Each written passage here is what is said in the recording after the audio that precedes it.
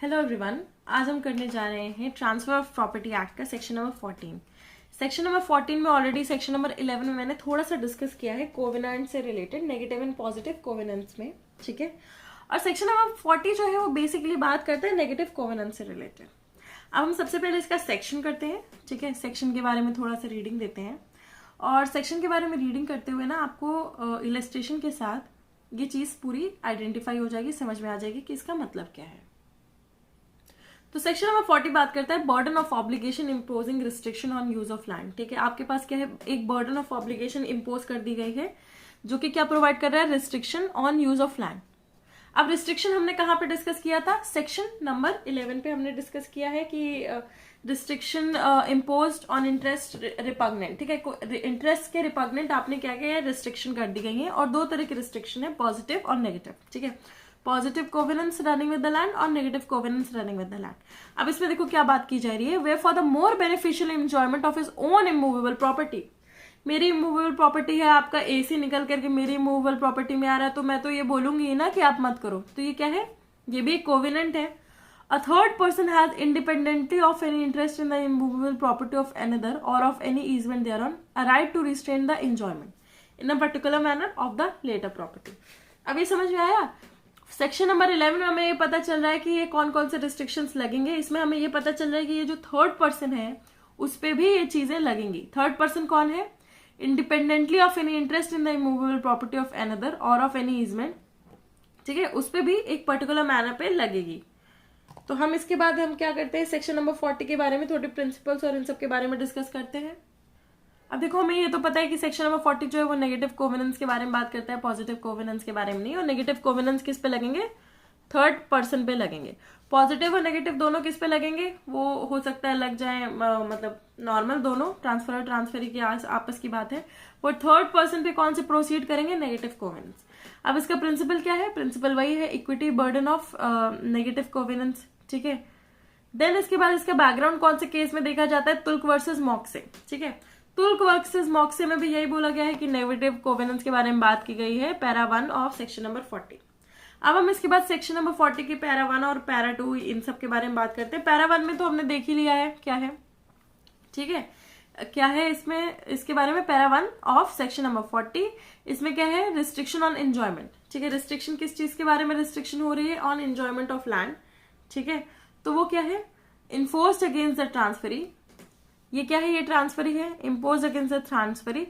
तो क्या है कि थर्ड पर्सन पे इम्पोज किए जाएंगे कि नहीं, तो out of the purview of section number 40 हाँ इम्पोज किए जाएंगे, ठीक है। ये समझ में आ गया आपको कि out of the purview of third person, purview of section number 40 third person पे ये इम्पोज किए जाएंगे, ट्रांसफरी पे तो ये सब इम्पोर्ट्स है ही। अब इसके बाद आ जाता है सेकेंड पैराग्राफ। सेकेंड पैराग्राफ हम करते हैं, ठीक है। सेकेंड पैराग्राफ में बात की जा रही है और of obligation annex to ownership but not amounting to interest और ईजमेंट। इसका मतलब क्या है, ऑब्लिगेशन जो है एनेक्स्ड है ओनरशिप से but not amounting to interest और ईजमेंट, ठीक है। ओनरशिप से रिलेटेड है ऑब्लिगेशन बट वो इंटरेस्ट और ईजमेंट क्रिएट नहीं कर रही है। अब इसे देखते हैं, where a third person is entitled to the benefit of an obligation arising out of contract. एक कॉन्ट्रैक्ट है, उससे कोई ऑब्लिगेशन निकल रही है and annexed to ownership of immovable property but not amounting to an interest therein or easement thereon, ठीक है। तो वो राइट, सच राइट और ऑब्लिगेशन में be impose against a transferee with notice thereof or a gratuitous transferee of the property affected thereby, ठीक है। अगर आप सामने वाले को नोटिस दे देते हो तो वो चीज जो है इन्फोर्स कर दी जाएगी but not against the transferee for consideration, या फिर जिसके पास नोटिस नहीं हो।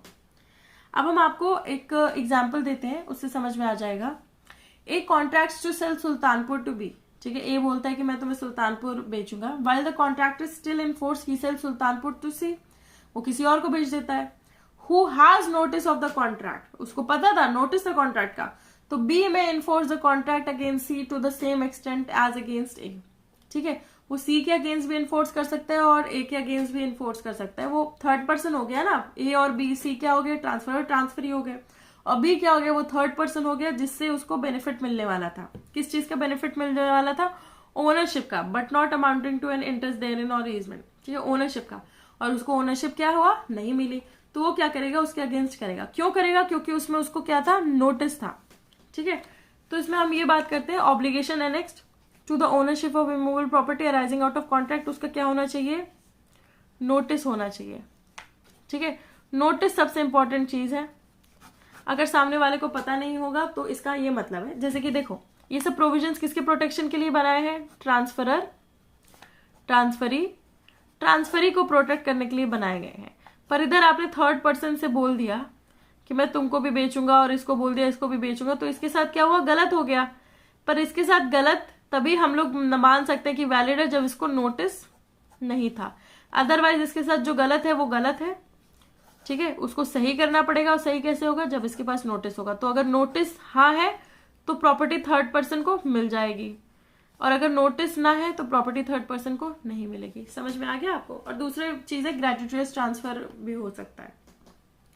तो आई होप आपको सेक्शन नंबर 40 अच्छे से समझ में आए हो। अगर कोई इशू रह जाता है तो प्लीज आप मुझे कमेंट सेक्शन में बता दीजिए। मैंने बहुत ज्यादा डिटेल में आपको ये सेक्शन नहीं करवाया है क्योंकि नीड नहीं है। ठीक है, आगे भी और सेक्शंस आएंगे जो कि सेक्शन नंबर 38 से लेकर के आगे भी सारे सेक्शन इसी बारे में बात करेंगे कि मान लो अगर कोई और थर्ड पर्सन या फिर कोई और पर्सन किसी को ट्रांसफर कर देता है।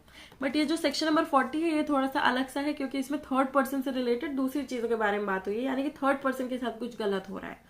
बाकी चीजों में क्या है, थर्ड पर्सन ही पार्टी प्रॉपर्टी सेल कर रहा है, उससे रिलेटेड है। इसमें क्या है, थर्ड पर्सन की प्रॉपर्टी सेल की जा रही है, थर्ड पर्सन के साथ कुछ हो रहा है, उससे रिलेटेड बात की जा रही है। बट ये जो सेक्शन नंबर 38 से सेक्शन स्टार्ट हुआ है उसमें कोई ना कोई थर्ड पर्सन इन्वॉल्व है, बस इतना दिमाग में रखना अभी के लिए।